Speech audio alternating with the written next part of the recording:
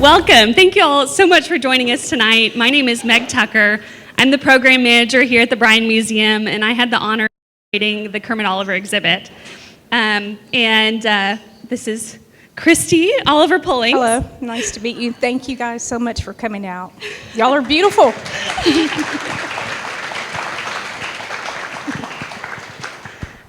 Kristy, as you all know, is Kermit Oliver's daughter and has graciously agreed to come and talk to us about Kermit's life and career. And so this is really fun for me. As many of y'all know, my portrait is in the exhibit, and I have a fun family connection to Kermit's artwork. And so that was really fun to share with Kristy. And as you'll see today, she's in many, many of his artworks, and family is very important to him. And so let's dive right in. This first cover artwork, and I'm sorry about the light. It will continue to get better as time goes on. But this was commissioned by the Art Center of Waco for a show of Kermit's art, and as you can see, it features Kristy. And so I asked her about it, and would you mind speaking a little bit on this one? Actually, this, I believe he was inspired by a town they went to in France. My parents visited in France back in 1988. He had an art exhibit there. And I believe that's what inspired him, because I looked, when I was younger, my dad used to always say, go look it up, go look in the encyclopedias, and I had a bunch of those. So I looked up the name of the painting that he did, and I saw that it was about the bird singing Sancerre, and I looked it up. I'm like, where is Sancerre? Well, it's a little southern town in France, and he was inspired by a French artist there named Jean Lussault, and so that's what part of that title is. And the silos, of course, were from Waco. They're a historical landmark in Waco, and being in Waco, I believe that inspired him to put those silos in there. But of course, it always has meaning behind it. And I cannot interpret that for you guys. You have to make your own interpretation. And so she summed it up for you. The title of that artwork is Saint Cyri at the Sacred Silos. And so that's kind of everything. And you mentioned to me that he knew that you loved Chip and Joanna Gaines. Yes. And so we think that may have been part of it, because that's their kind of silo property. So we also discussed these two, the two of us did, and on the right we have Annunciation, and he has many, many pieces that actually have the same name. But this one also features Kristy as a young child, and this is one of the more fascinating stories when you told me about when you feel like he took that picture that inspired this drawing. Mm-hmm. When I was 7, he asked me to stand behind a door, and he was going to take this candid photograph of me. And I assumed it was for painting. I'm 7. I didn't know, and I knew he painted, so I assumed that's what it was for. And he used that model in a lot of his future artwork. He always remembered the face, and so he would paint it. He did a little changes, but the idea is like in the silos. The idea of the headshot and everything, pretty much the same. But that was one of my favorites. That's one of my favorite paintings, the Annunciation. Yes, and that's in a private collection. I wish there were more photos of that online. But you can see there's a train in the image, and then the angel, the reason I put a Sacred Conversation next to it, and this Sacred Conversation print is sold pretty widely. It's still on sale by the Hooks Epstein Gallery, who now represents Kermit.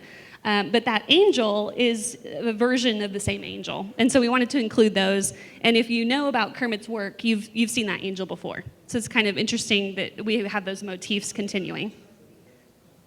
I just pulled these because I wanted Kristy to see more of herself in his artwork. And you can see the top row especially, and then the bottom two are almost the exact same profile, which is very interesting. And so we discussed, was that an initial sketch that he reused? Was it a photograph? But it's just special. And then the one that's, of course, her as a child, we go back to kind of those early photos. So in the exhibit, I start off essentially at this place because when I started looking into Kermit's life and inspiration, I came across Dr. John T. Biggers, and I knew nothing about his work, and I was blown away. And so it was so fun to learn about their close relationship. He was Kermit's professor at TSU, and he is a very notable artist. His artwork is also in the Smithsonian of African American Arts and Culture. And he did a lot of social justice murals. I'm sure a lot of you already know that. And then he painted murals with Kermit and other students at TSU. And so I really just wanted to see about, when I was preparing this question for Kristy, the relationship between Kermit and Biggers. But then also you told me about lots of other artists in Houston that Kermit knew. And so I just want to hear about, you called them his Rat Pack, and kind of those friendships. There was a circle of friends that my dad had that he got positive energy out of. And so he kept those people around, surrounding him. There was Curtis Watkins, there was Henry Wilson, Harvey Johnson, and Mr. Early Hudnall, of course. And Joseph Moran. And those guys would get together and the visit would start at the house at 1 o'clock, and it would end about 1 o'clock in the morning, because they would talk about art, religion, and politics. And they did not always have the same view, of course, but that was his circle of closest friends to his heart. That was them. And John Biggers, Dr. Biggers didn't visit often, but my dad and he had their conversations at the Art Center in Waco, at TSU. So that was their room where they confided in each other and spoke about art. And he was also a great mentor to my dad in and out of art. So he was a big influence. We okay? Okay. And my understanding is that your father also taught at TSU for a time. He did. For some years, off and on, I believe, he taught art there. So that was kind of a big influence in his art, and especially for TSU, because it kind of brought together the art world for Afro-American students that wanted to be on that level. So that was something he enjoyed doing. Yeah, very cool. We talked briefly about the research your father did for each painting, and just in general. And many artists you learned did research or were well read. Would you say that was true for your dad? I would say that, yes. I would. He would not, just like he would tell me, if you don't know, look it up. He would find things he would find articles or photographs in magazines that really caught his eye, that he thought, I'll use that in my next creation. But before he would put it in the artwork, he'd look it up and do his research on it, just to make sure he had the right information, and then take his titles for his artwork from there. So you do not always understand the titles, but there's always some kind of connection to the meaning of what's in the artwork itself. Yes, and I think we can all attest to the precision in his artwork in terms of the different subject matters. Later on, we'll talk about the animals especially, because that's both of our favorite parts, and just how incredibly accurate Kermit is, which is so cool. So we're moving on from the college years. I don't know if you can see the fabulous picture of Kristy's parents, Katie and Kermit, on one side, and they're standing in front of the central picture, which is a portrait of Katie, dated 1969. Then I wanted to also talk about, so you probably have all seen Polyphemus, which is one of my favorite pieces from our current exhibit. And so in a second, we'll talk about frames. But first, I just want to touch on your parents met at TSU. Yes. And can you speak a little bit to that, and then both being art students and all that? I don't know much history about how exactly the moment they met, but they had this profound love and attraction and admiration for each other. And the people at TSU also did. There was just something about them. They swarmed to Katie and Kermit, you know, like, where are you from, and what are your ideas? And they were kind of like an iconic couple at TSU for a minute, and that's how they met. They had that art in common, and it just blossomed into where they are now. So. Yeah, I read that everyone knew that they were really cool on the college campus. They were like, they dress well, and they're so cool. They have such cool ideas. So it's just fun to think about. Anyway, the central picture is really special. I hope at some point y'all can see it in a better way. But it just has these really bright mustard hues. So moving on to Polyphemus, let me see real quickly. Yeah, we'll move on briefly. So one of the things that I mentioned when I was doing my research for the exhibit, the frames that your father made for his paintings were crucial to the value of them by collectors, but it's also just what made them stand out to Lawrence Marcus when he recommended Kermit for Hermès. And so we kind of discussed, I didn't realize until I talked to a different friend and then directly to you, that he made them mostly in y'all's home. Is that correct? He did. He would construct them in the workroom of the home that I grew up in here in Houston. And he, had a little sawhorse kind of structure in the workroom, and he would do the minor frames at the house, the smaller ones. The larger frames he would do when he worked at All Art Frame Shop off of, I believe, Westheimer and Shepherd area, because he had more space there. And after he did the work for Mr. Avery for commission frame, art frame work and all that, he would be allowed to make his own frames with the materials and with the space that they had there. And so over the years, he just went Michael Jackson with it. It's like, oh, this is going to be different. When you see this frame, you're going to know it's mine. It was that was my opinion. That's the way I looked at it. So, yeah. And he's still to this day making most of his frames. Yes. And so we think, when we discussed it, Kristy said that she thinks this one was one of the early ones that maybe when he was working with All Art. Mm-hmm. And there are in the exhibit three intricate black frames on one wall, and those are much more recent frames that he's created. So this is a kind of a different, earlier style. And what you all probably have noticed with Kermit's work is he loves, like Kristy was saying, he loves a unique shape. And he will go and do, lots of, like the entryway to the exhibit with the pointy top. And there's kind of some religious allusions there. And this one with the curved kind of geometric top. So just very, very cool. We'll look at a few other examples in a bit. But to me, the craftsmanship is just unbelievable. I mean, really, really. Extraordinary. Yes, it is. And then the vision, because he pairs them very specifically with different paintings. Yes. So after he worked for All Arts for a while, he was, or maybe close to the same time, he started to be represented by the Dubose Gallery. Right. And so this is a photo of Kristy's brothers, Christian and Christopher, in the Dubose Gallery with Kermit. And can you speak a little bit to Dubose or what you remember of that time? Wow. Yeah, I remember I worked there when I was 13. Oh, really? Yeah. I wanted a summer job so bad. Anything to get out of the house.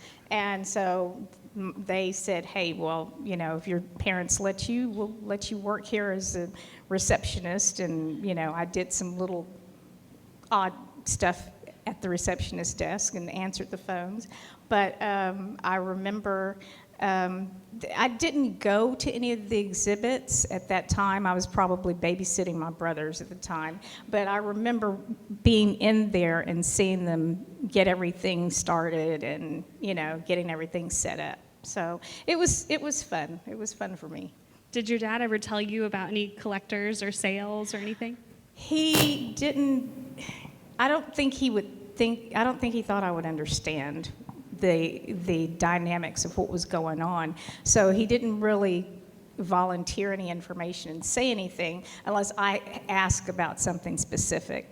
But he didn't go into it, and it wasn't until after I was in high school that I really understood what was going on and who people were and who these collectors were. And a lot of people, they know me through him, but I don't know them. But it's awesome to know that he has really put a stamp on his artwork that people flock to see it. I mean, that's awesome. Give yourselves a hand. Clap. Give yourselves a hand. This is awesome. No, it really is special. And correct me, Kristy, my understanding is around this time, his sales really took off. His recognition took off. And this is dated 1983, which is right around the time his first scarf, the Pani a la Char, would have been for sale. So that was, I believe, in 1984. So we really have this kind of apex of his career happening in Houston. And you would never know it, of course, because he's below the radar and wants to be, but it's very cool. There's a lot happening right now. So shortly thereafter, or maybe right before that, they would have moved to Waco. Yeah, right. I believe it was right after that, I think. Okay. If I'm not mistaken. I know they moved like 81, 82. Okay. Yeah. So we're going back to Katie just briefly, Kristy's mom, but she is an artist in her own right. This one is in the collection of the Museum of Fine Arts Houston. And I was hoping you'd speak briefly to her artwork and kind of your parents. You mentioned that they didn't actually talk to each other about their artwork to me, which I thought was fascinating. Not to my knowledge, no. My mom did she liked the wildlife, and she did her thing on one wing, and my dad did his thing on another wing. So they didn't really come together and say, oh, this is an idea I have. It was never like that. They just did their thing.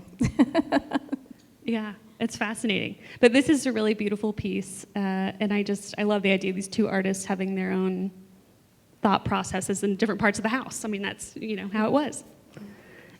So back to our woodworking theme, which I love. Again, I hope you'll look up this. So the Texas Monthly article from 2012, which was one of my big references for this exhibit, talks about how this potentially was the main inspiration for Lawrence Marcus recommending Kermit.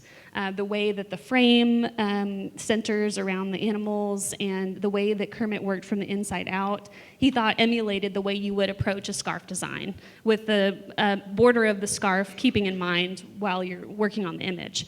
And so this one I was dying to ask Kristy about, and to my shock and excitement, these were bed frames. There's a set of two that were used. Yes, yeah, they were literally, he designed these. This was his headboard on his bed for many years, and I believe my husband said the last time he saw it, it was still on his bed upstairs.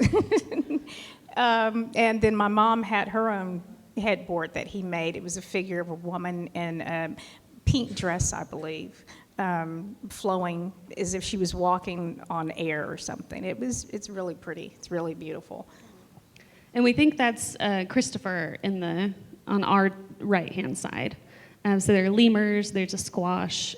It's just really beautifully done. But I love the idea of something this shocking being a utility item, in your home. Yes. And him making it as something to adorn everyday life. So it's kind of special. Okay, now we're into the Hermès years.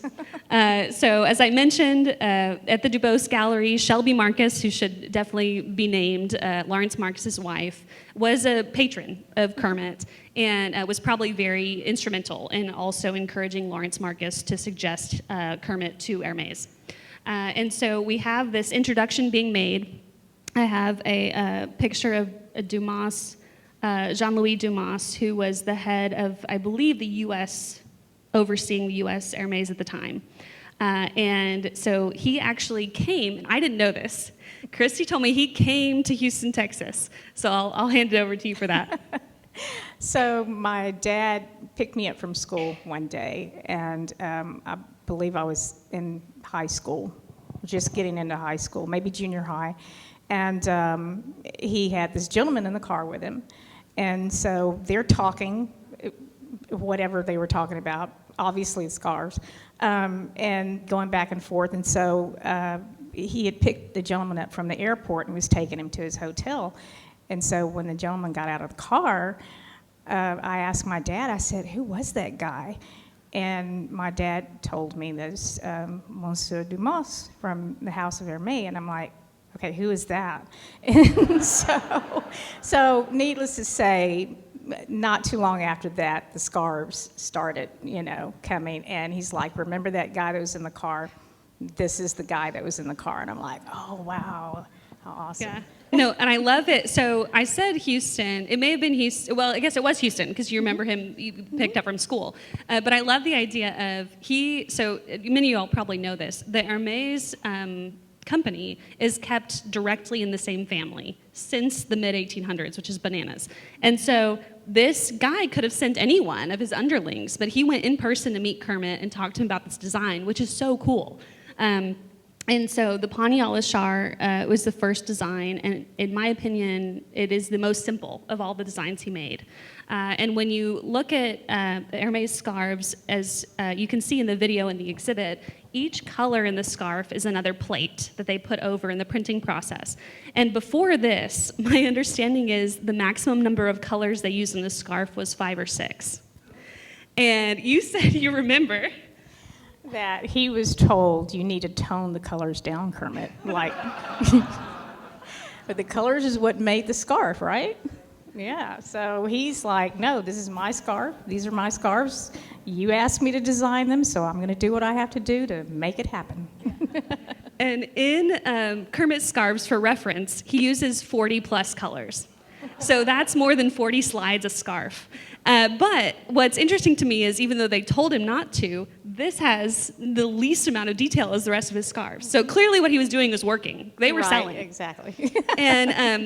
And my impression is, and I have not heard this for sure from Hermès, but that this line specifically of Kermit's, and we know it because there's so many collectors in this room, was really geared towards Texas and the Southwest. And they ended up selling like crazy. And so we have this continuation of these themes of wildlife and the Southwest and Native Americans. And so that's what he stuck with, and that's what was very successful. So there are many scarves we could talk about, but I'm just talking about the first and the last that he made. And many of y'all have probably seen this or maybe own it. It's my favorite scarf. It's the Kleberg Reserve scarf. And we looked at this week, and we're just in awe of all the animals. And so this is what I was talking about earlier, all the very specific details of the animals. And so last week I had the honor of meeting Janelle and Theo Kleberg. And I want them to come speak, honestly. If the exhibit was up for longer, I would have them speak. But essentially, there was going to be a large building. They were going to have problems right outside of the King Ranch property. So Janelle and Tio are some of the top caretakers of the King Ranch. And they realized that this construction that was going to happen was going to greatly endanger a lot of species on their land. And so Janelle just says she was hopping mad and thought if people could see in a beautiful way how amazing these animals are and how special this land is, they would want to help us save it. And so she told me, I need to get that postman from Texas to make a scarf about this. And so to her credit, she did. But it was a long process, and she pitched it to a friend who happened to have an Hermès connection. And so it's my understanding that Kermit and Katie went to their property. Yeah, they spent about a long weekend, like 4 days at King's Ranch. And I'm sure that did my dad all the good in the world because he loves wildlife. He loves animals and plants. And he was always, not to get off the subject, but I remember shadow boxes he used to make for me when he would find butterflies that didn't have long to live. He would take them and make shadow boxes for me. So he loved wildlife and the bugs and things like that. So they enjoyed being there, and that, I think, was what the Klebergs' goal was. Let's bring him here, show him, put it in his psyche, and he'll do it. And he did it. He did the scarf. Yes, and so Kermit is standing here with Bob Chavez, so Janelle and Tio, and then Bob Chavez, who's he just retired, we decided, but he was the Hermès consultant for the Americas at the time. And so Bob also was on their property at the same time as Kermit and Katie. And they drove, I just love the idea of them driving all around in an ATV. And Janelle said that Kermit never took one picture. He just spent his whole time observing and looking very closely at the animals. And I believe it. And anyway, so Janelle then said, well, when this scarf was made, we brought it back. And we have a lot of ecologists on our property. And they made a diagram. They loved it so much, they made a diagram that shows every species. And I said, Janelle, I need a copy. It's so cool. And so she gave me one, and it's over here on this table. So if you have a chance to look at it after the lecture. But it was so accurate that everything is exactly native to that King Ranch property. And it's got the special species name. So anyway, it's very, very cool. But the other thing that Janelle mentioned, which will not be a surprise to many people, is, of course, that Kermit grew up on near ranch land and with real ranch hands. And so he had a very clear connection and a lot to talk about with the King Ranch folks. And so there's a picture of what you can see in person over there in better detail, all the different animals and wildlife. So kind of with the ranch connection, these two paintings to me just show the beauty and the ruggedness of a Texas coastal ranch. So as y'all probably know, Kermit grew up in Refugio, which is kind of near Victoria. And he would have been a third generation, is that right? Mm-hmm. Rancher, or ranch hand. And so these two are particularly beautiful. He has more similar pieces that I encourage you to look up. But here is one of the honored focuses of this talk, which is Kermit's father, your grandfather, KJ. Yes. And so would you speak a little bit about him and your time in Refugio? My grandfather, he was a soft-spoken guy, and I think that's where Kermit got his mannerisms. He was a disciplinarian, but he didn't say much. It's like if you're doing something you're not supposed to be doing and KJ walks in the room, you knew you were in trouble. And he didn't have to, he didn't have to whip you or spank you or anything like that, but he had this demeanor about him, like, I'm the man of this house. And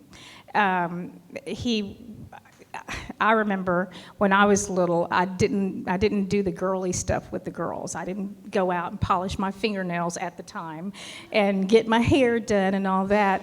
And my girl cousins, they were all doing their little girly things. I was outside helping Grandpa mow the yard because I liked being outdoors, And so hanging with him was a lot of fun. He hunted, and sometimes he took me hunting. We deer hunted, we rabbit hunted, and on this sort of like a little storage room in the backyard of his house, he had this nail about this long, and he would, that was their way of living, their way of survival, and he would hunt deer, and my grandmother made the best gravy.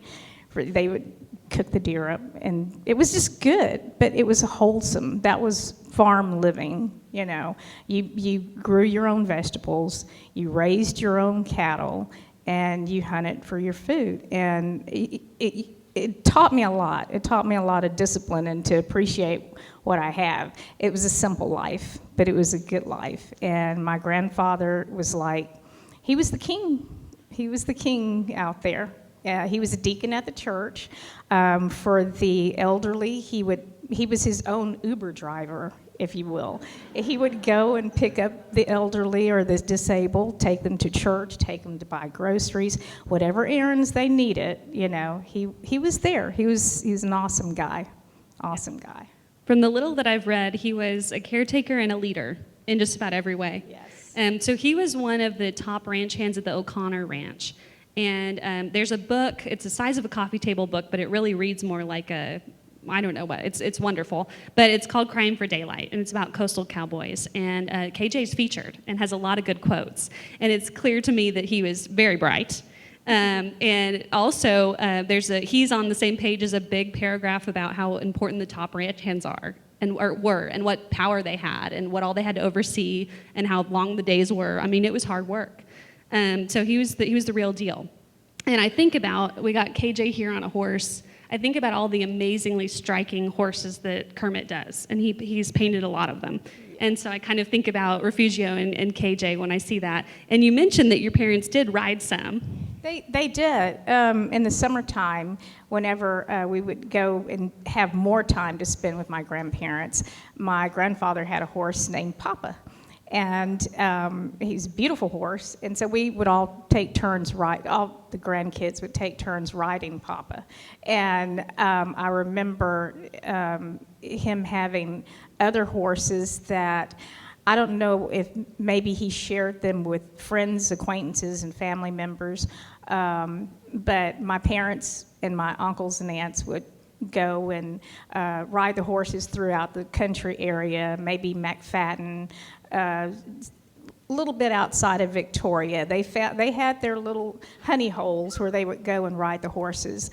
And I remember one time it was embarrassing to me because my mom went to the saddle shop and she buys this outfit. And I'm like, Katie, I called her Katie that day. It's like, why are you dressed all fancy? You're just going to ride horses. You're not going to the Kentucky Derby. I mean, you're not a jockey. And she just had to be special. My mom was, but she looked good in it, though. That's all that matters. She looked good in it. But she loved riding horses, too. Yeah. She did. I love it. So that's kind of the connection, and we see a lot of that with other wildlife, too. So I always wonder how much of that was rooted in his upbringing in Refugio. And so this is the church, the exact church that Kristy was mentioning, Mount Pilgrim Baptist Church in Refugio. And so will you speak a tiny bit on just the importance of that church? That's where my parents got married. And my grandfather was the deacon at Refugio Church, Mount Pilgrim, in Refugio. My grandmother was a Sunday school teacher. So, and everybody knew them. They called her Cat. And so if you said, you didn't even have to say Catherine Oliver. You say, hey, do you know Cat? Yep, everybody in Refugio knew Cat and KJ. So that was the church that we went to, and we spent more time there, I think, than the pastor, because they had to go to Bible study, they had to go to prayer meetings, revivals, and that was almost like a daily thing for them. They were, but again, they brought us up to be God-fearing children. Whether we chose to go to church, it was a non-denominational family when they taught us about religion and to fear God. And it's like, you don't have to have my grandmother told me one time, you don't have to have a religious name just as long as you fear God and you do what the Bible says and read your Bible and you'll be okay. And so that church put a great impression on us. It did. I love it. Sounds like they were running the church. Yeah. Yes. Well, I mentioned the church, and we're focusing on it because, as many of y'all know, there's so much religious symbolism in Kermit's art, and religious and mythological. And so I asked Kristy, trying to get any sort of church roots, and we talked about this. And you'll see a few pictures, a few paintings in the exhibit have some religious undertones, and you wouldn't know it maybe except for the title, where he sneaks in different saints and different meanings. And so I asked Kristy what she thought about that, and you had a very profound answer. No pressure. It's my opinion that my dad uses a lot of religious images and titles in his artwork, and you can take that one or two ways. The religious images could either be explaining something out of the Bible, or it could be what's the word I'm looking for? A conflict in the meaning of something going on in your life. In other words, there's good and bad in the images, in the meaning of it. And everybody can connect to something in that painting that connects with something, some experience that you had in life. And it's going to be all different. It's the same painting, but a different interpretation as far as the religious images. Well, we'll get to the hood. Well, that's next, yes. if you want to go. Okay. You're right on time. So this is hard to see. This is artwork that we have in the exhibit, and so that's why I picked it out. There's a myriad of wonderful Kermit paintings that have religious undertones.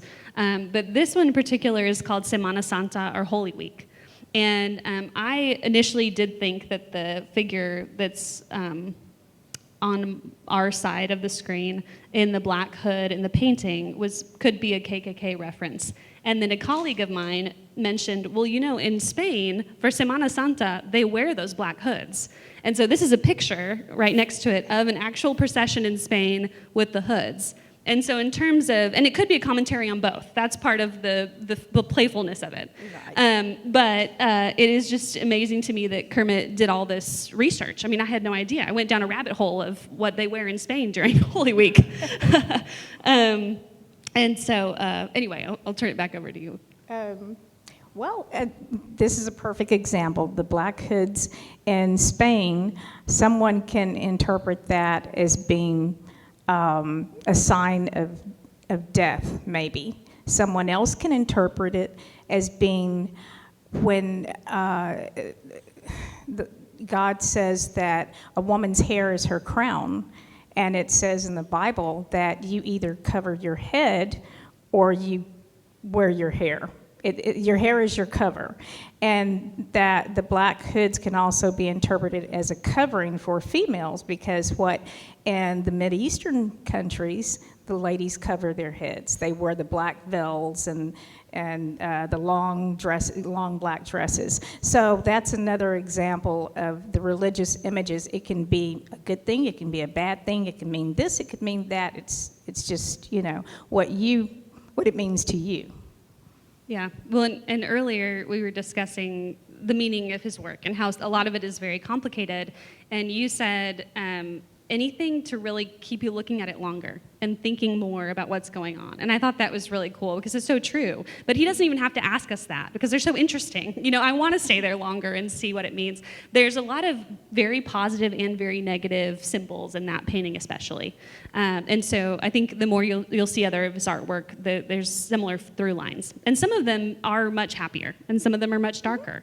And that's kind of the joy of seeing all different types of his artwork.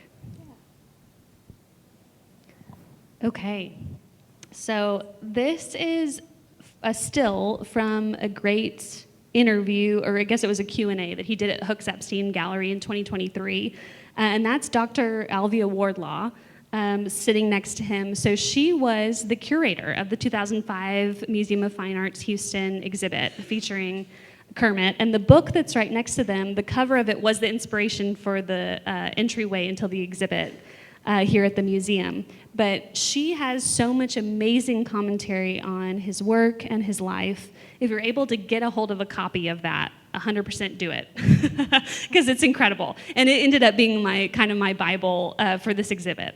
And so I respect her so much, and they met at TSU. Yes, they did.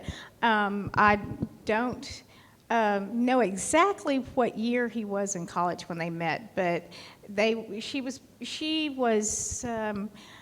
of mentored each other.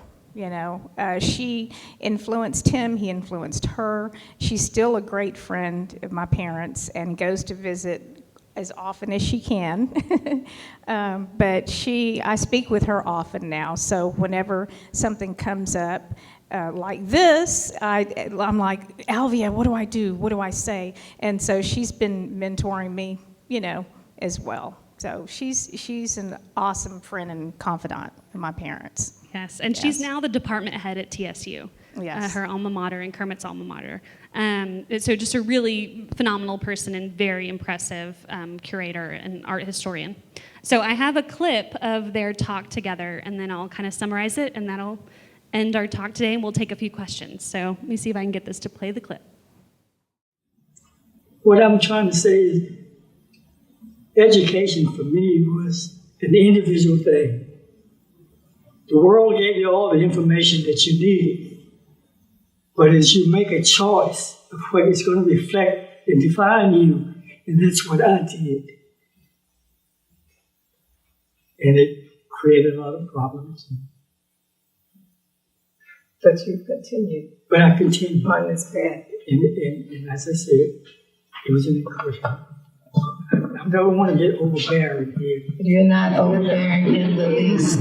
We appreciate your thoughtfulness. And before I open it up for questions, the two things I want to say in response to what you were saying. I think you answered the question I asked by saying that you've always had as your center and not disturbed by anything around you this sense of universality and the timelessness of the human spirit and all that nature represents to us and what we can find from nature. This tiny landscape here, which I understand was just purchased, is my favorite painting in the entire collection here.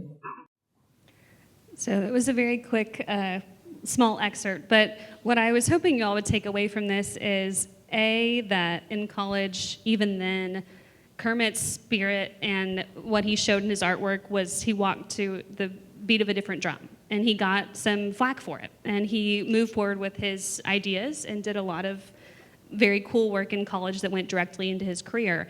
And then Alvia's response that his work reflects the human spirit and there's a connection there when you see his piece was really powerful to me. And earlier today, Laura from Coast Magazine asked if there's one thing that I wanted y'all to take away from tonight's talk. To me, it would be the connection that you have to others and to the artwork when you see Kermit's pieces. And it's just profound. I haven't had it with other artwork. And I think, and she touches on that landscape. I do wonder if part of it is the nature portion that resonates with so many of us. But even his portrayal of people is so deep and honest in a way that I even have trouble explaining. So, do you have any thoughts on that? Okay, that's fine.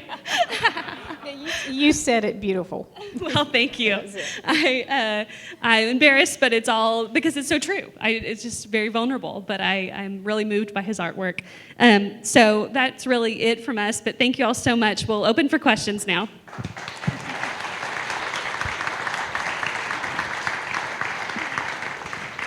Thank you so much. We really enjoyed the exhibit so much. Thank you. A different kind of question. For someone who is lucky enough to own a Kermit Oliver Hermès scarf, what do you think your father's preference or advice would be to that person to enjoy this work of art? Is it to wear it, to display it, or even maybe donate for the greater public to enjoy, because not everybody's going to be able to come to the Bryan till the end of June? I mean, are they displayed at TSU, or where can they be seen? It's my opinion that he would tell you, you own the scarf, you display it the way you want to, whether it's on you or on the wall. Either way, you're exhibiting him.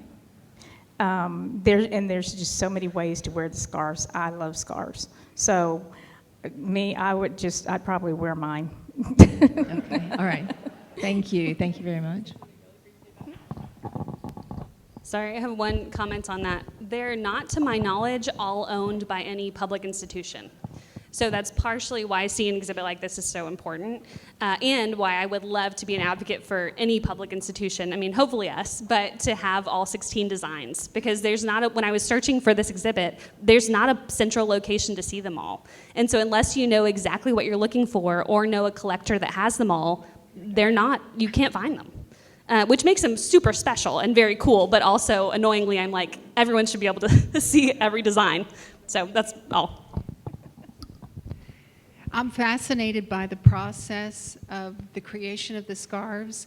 For many, there's one image, but it's made in different color combinations.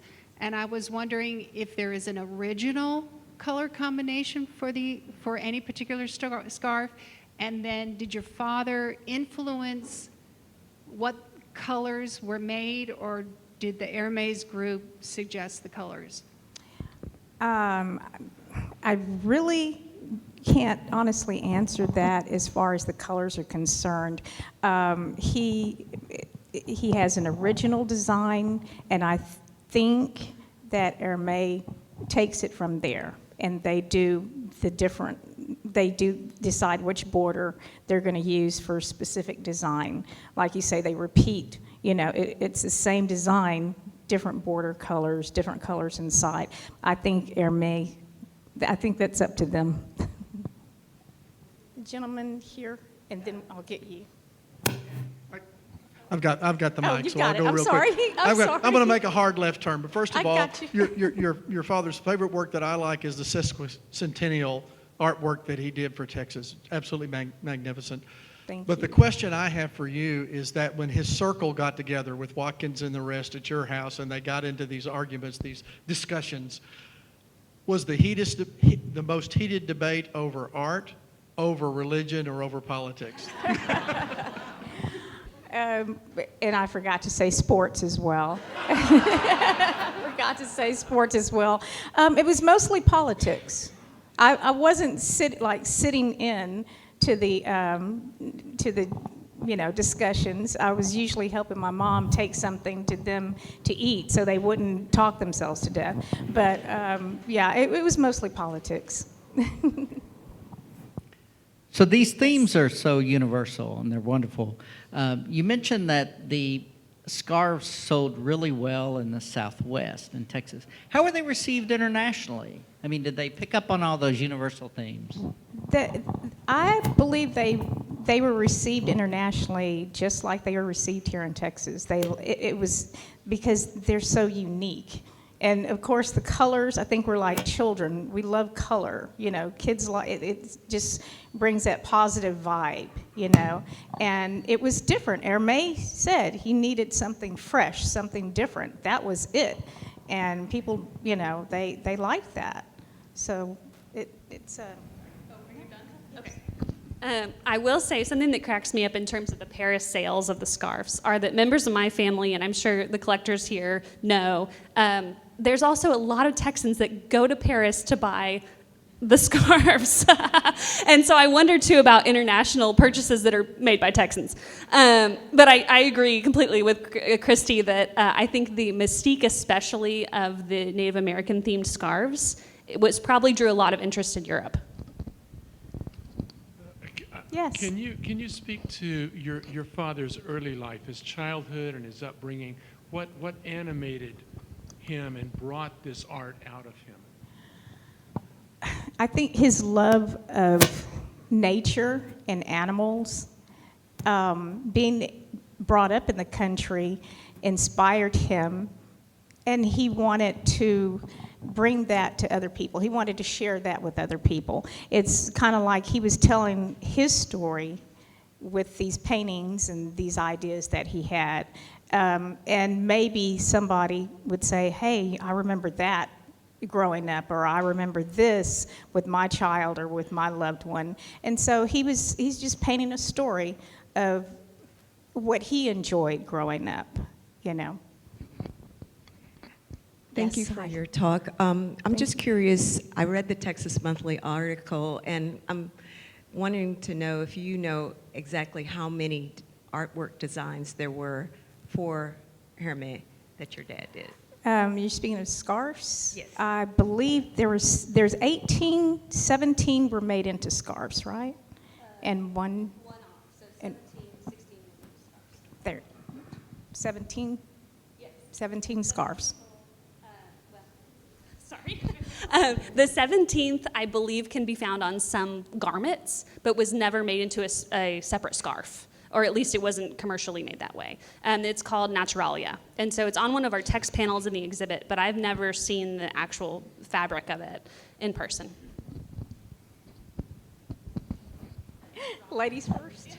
The religious symbols, where did those come from? His knowledge of, say, the wren as the Holy Spirit and those different things? Where would his knowledge of that come from? Okay, can you repeat that, please? The symbols, the religious symbols, say the wren or the little tiny birds were souls, and other religious symbolism that are in his paintings. I'm interested in where that knowledge would have come from college, and if it was from Bible study, which Bible or which? I'm of the opinion that majority of his religious symbolism came from what he was taught in church. And then he liked to read up on Greek mythology, and he kind of put those two, to mesh those two together, and he would come up with ideas, and that's what that means to me, or this is what this means to me. Thank you. Yes, sir. Did your dad ever build frames for your mother's artwork? That's a good question. I believe he did, and I believe that when he was with Dubose, they handled some of the frames as well, for both of them actually. Yes. That was a good question.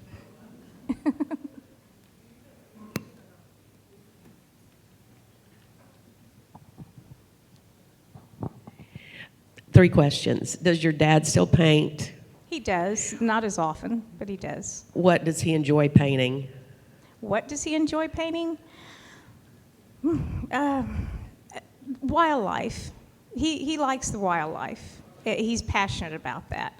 But if he has a commission and someone says, this is what I want, he's going to do his best to do what they, paint what they want, what he visions that they want. And he still enjoys it? I'm sorry? He still enjoys painting? He does. He does. I think that's his outlet. Good to know. Yes. This is an easy handoff. Asked by a person who does not have much of an artistic bone. But looking at the scarves, I know a couple of people who can write upside down. Like if they're across the table, they can, How did he do the animals and the other characters in the artwork going all the way around? Did he turn the artwork to do it right side up, or was he painting them upside down? I don't know. It's hard to describe the question, but he would paint. He would do the drawing right side up, and he would just angle it the way he wanted it. That's what he did. Hello, Kristy. Ray, sorry about startling the crowd here. I love your father's artwork. I'm a big fan. Thank you. I know that he retired as a postman. Is that correct? Yes, sir. How did he balance wearing all those hats, like designer for Hermès, being a full-time exhibiting artist, and also working a career? Most people can do one, so. He juggled it. Again, by his artwork, that was his passion. So he made time to do that during the day and get his rest at night before he had to go to work. And he had his own system, his own deal that worked for him. He knew what he had to do at what time, when, and he worked around commissions that he had. He knew when they had to be finished. And so he had a system. It worked for him, obviously. Yeah. Oh, Megan, I told a story to Megan about when I started at the post office in Friendswood. I transferred from the post office in Sugar Land and went to the post office in Friendswood in 2006. And a gentleman there, he was another mail carrier, he recognized me. And he's like, oh, I believe that's Kermit Oliver. Kermit Oliver's daughter. I used to work at the main post office downtown in Houston with him. And so this was after my parents had already moved to Waco. So there was a painting that my dad did titled Wild Onion. And it was of me standing with a bowl of cherries next to this black and white cow. And when the producers came to Houston to film Urban Cowboy, they wanted to have a painting that they could, put in the movie. And so immediately they're like, I guess they contacted DuBose, and they're like, we've got this artist, Kermit Oliver, we can allow you guys to use that painting, or come look and see what you would like to use. And they chose that wild onion painting. So because it was in the movie, they made reproductions of it and sold them. And my co-worker brings this reproduction of the painting in to the office. And I'm like, where did you get that from? And he told me that he used to work with my dad. He said, and the wild thing about it is my father is your parents' mail carrier in Waco. I'm like, oh my gosh. It's a small world. It is a small world. So there you go. And I'm sorry, he got the painting because my dad, he gave a print, the reproduction to his dad for a Christmas present one year. So they got it framed, and that's how he got it.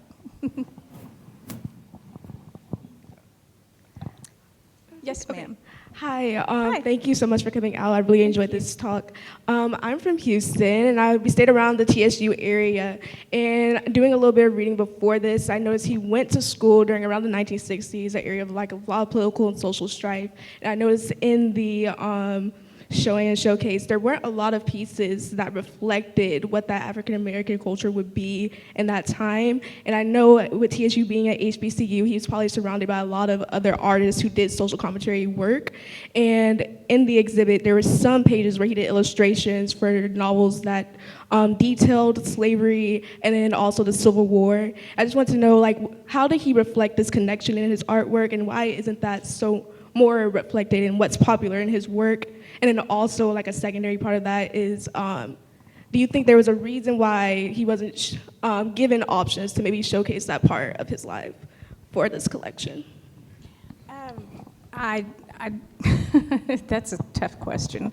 The ideas that he did in his early work a lot of the inspiration came from his father and grandfather being ranch hands.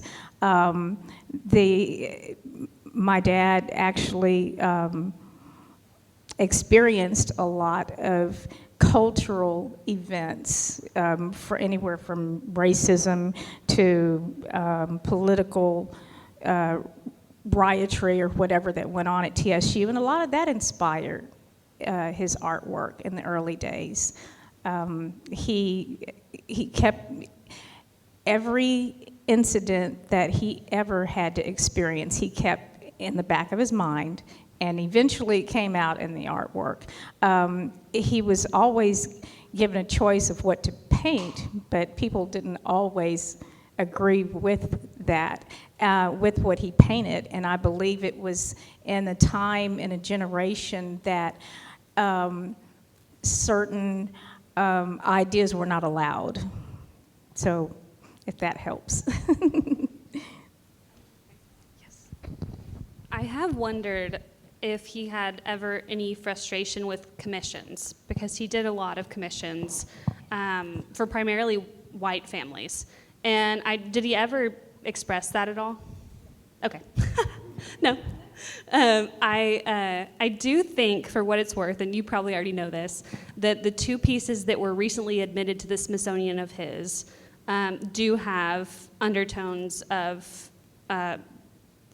racial frustration, or have you seen them?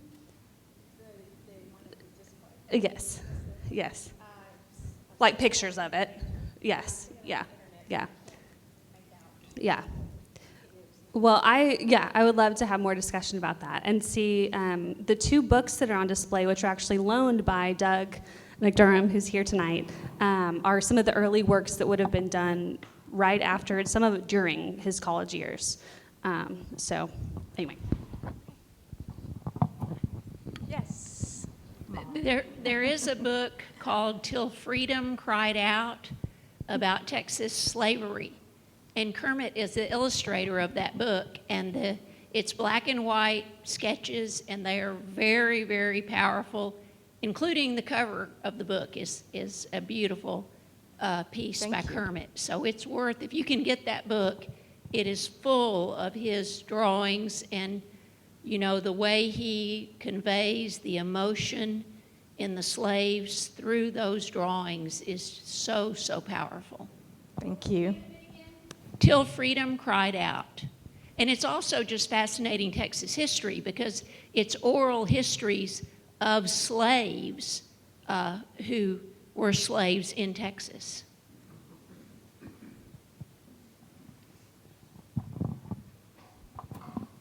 An odd question, but has the United States Post Office honored your father by letting him do a stamp? I have had that on my brain for the longest. I don't know who to talk to get that done, but I would love to have him on a stamp. I would love to have him on a stamp.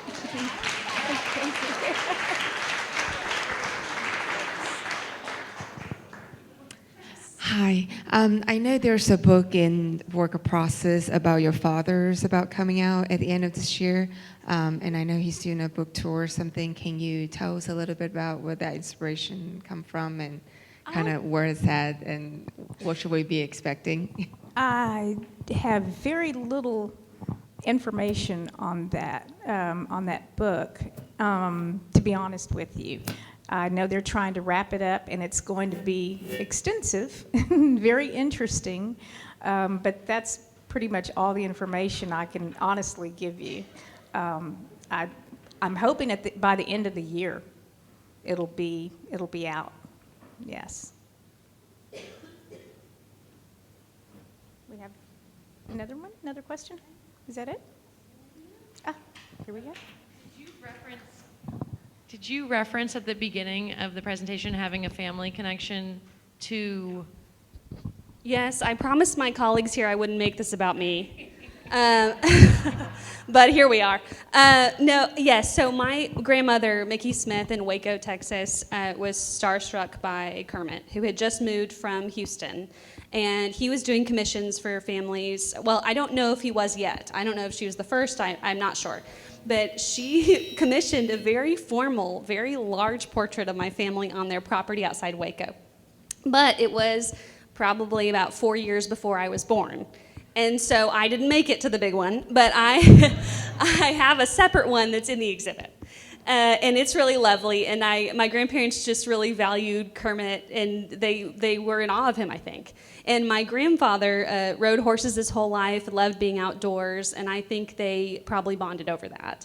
And my mom found a letter between Kermit and my grandfather about, how are you doing, and, we're thinking of you, and come out and visit me, and Waco's small, so, but yes, that's my connection. And my family collects Kermit scarves because of that initial commission, because they love, they know it's the same artist, and they're like, yes, and there's a lot of pride, as many of y'all know, and some of y'all are from Waco, in Waco, Texas, and a lot of collectors there. So it's a funny thing, because you wouldn't think it, but they search out a lot of original Kermit paintings and a lot of scarves.